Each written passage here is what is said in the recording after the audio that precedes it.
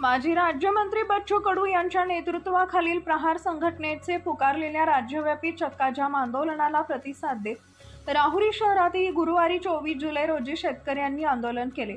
प्रहार दिव्यांग संघटना आणि प्रहार क्रांती संघटनेच्या कार्यकर्त्यांनी नगर मनमाड महामार्गावर मार्केट कमिटी समोर सकाळी 9 वाजता रास्ता रोको करत आपल्या विविध मागण्या सरकारसमोर मांडल्या।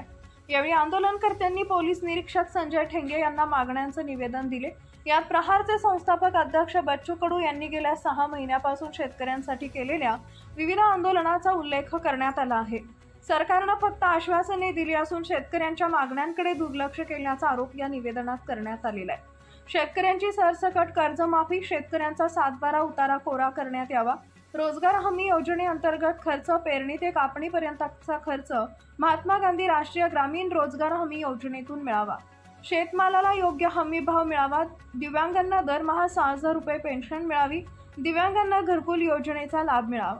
यावेळी प्रहार जनशक्ती पक्षाचे जिल्हाध्यक्ष मधुकर घाडगे, जिल्हा सल्लागार सलीमभाई शेख, राहुरी तालुका अध्यक्ष योगेश लबडे, जनशक्ती पक्षाचे राहुरी तालुका अध्यक्ष सुरेश लांबे यांच्यासह अनेक कार्यकर्ते उपस्थित होते।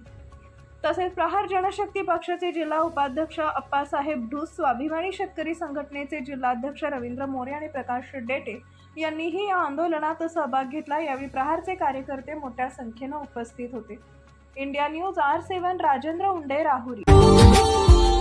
Subscribe now and press the bell icon. Never miss an update.